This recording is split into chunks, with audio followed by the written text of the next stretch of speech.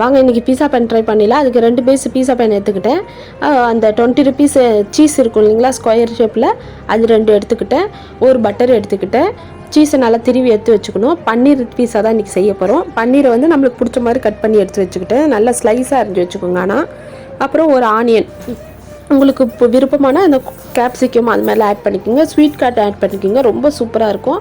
நான் இன்றைக்கி அதெல்லாம் ஆட் பண்ணல, என்கிட்ட இல்லை. ஸ்கிப் பண்ணாத கண்டிப்பாக பட்டர் எடுத்துக்கோங்க. ஒரு பட்டர் 2 பேஸ்க்கு நான் யூஸ் பண்ணேன். அந்த ஃபஸ்ட்டு வந்து அந்த தட்டில் ஒட்டாத மாதிரியும் மேலே வந்து நிறையா அப்ளை பண்ணிக்கோங்க.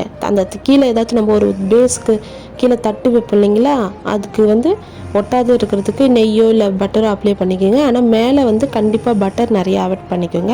ஏன்னா சொல்கிறேன்னா, நான் இது ஏற்கனவே ஒரு வாட்டி ட்ரை பண்ணேன்.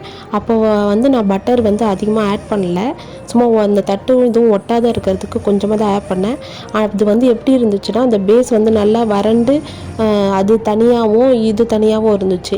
ஸோ இந்த வாட்டி நான் பன்னீர் அதை சாஃப்ட் பண்ணதை இந்த நிறைய பட்டர் போட்டேன். செம்மையாக இருந்துச்சு. கண்டிப்பாக டாமினோஸ்லாம் அடித்து தூக்கிடும். கண்டிப்பாக ட்ரை பண்ணுங்கள். இது அவ்வளோதாங்க. அதுக்கேற்ற மாதிரி நம்ம சாஸு, பன்னீர், ஆனியன் உங்களுக்கு பிடிச்ச மாதிரி டெக்கரேஷன் பண்ணிட்டு கொஞ்சம் பெப்பர் தூவிக்குங்க. கொஞ்சமாக உப்பு தூவிக்கலாம் வேணும்னா. அவ்வளோதாங்க. பேனை ஃப்ரீ ஹீட் பண்ணிவிட்டு இதை ஒரு மூடி 10 நிமிஷம் சிம்மில் வச்சு எடுத்திங்கன்னா சூப்பரான பீஸா ரெடி. கண்டிப்பாக ட்ரை பண்ணி பாருங்கள், மிஸ் பண்ணாதீங்க.